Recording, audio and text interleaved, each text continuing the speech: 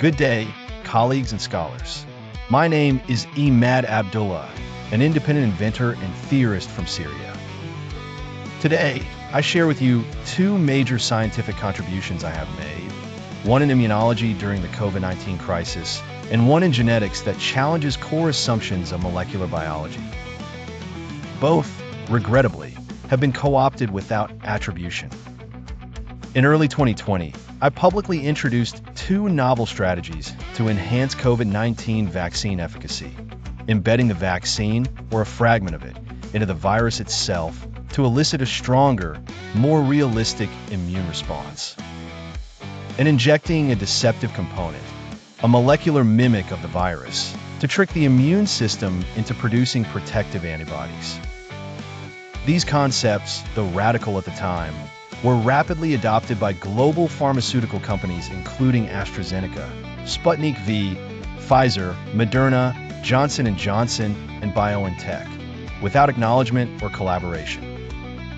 After years of independent research and reflection, I published what I believe to be a paradigm-shifting theory in genetics titled the genetic battery, DNA as a bioelectrical conscious circuit.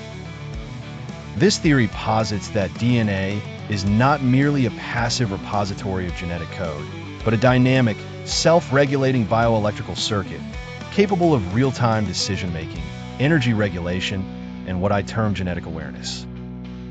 It integrates concepts from biophysics, epigenetics, and systems biology, offering a framework in which DNA functions similarly to a living neural grid, sensitive, intelligent, and self-modifying.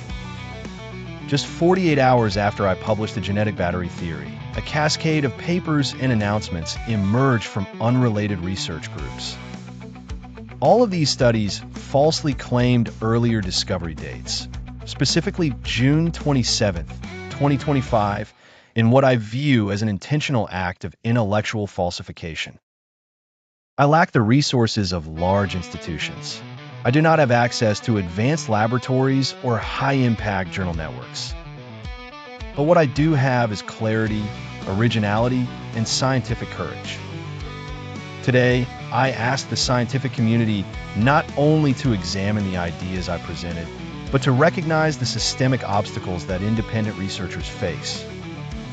The genetic battery theory and the vaccine deception framework deserve proper investigation, funding, and ethical protection. We must build laboratories, not walls, around bold thinkers. And we must defend originality, not reward institutional theft.